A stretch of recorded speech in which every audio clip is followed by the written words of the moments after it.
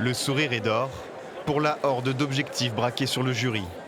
Au Festival de la Fiction, c'est une semaine de compétition qui s'annonce, avec au programme des œuvres d'une diversité rare dont se réjouit Sandrine Bonner, présidente du jury.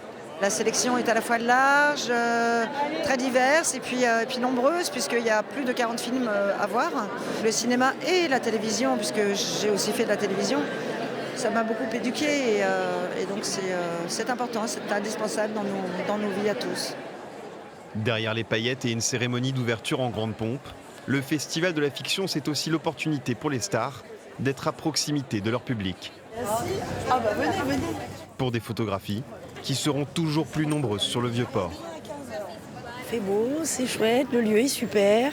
La Rochelle, on adore, donc non, c'est super. Enfin, moi, je suis ravie d'être là, mais je pense que tout le monde est ravi d'être là. D'ailleurs, je sens qu'il y a de plus en plus de monde qui arrive. Et parmi eux, les chasseurs d'autographes ne sont pas bien difficiles à trouver.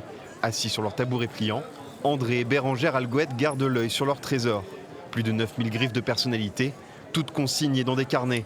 Une collection qu'ils espèrent encore voir s'étoffer cette semaine. C'est toute l'équipe de Plus belle la vie, il manque 2-3 autographes. Donc j'espère les faire ici à La Rochelle. Parce que comme la série s'arrête, voilà. C'est la dernière chance. Bah oui. Après on les verra dans autre chose. Hein.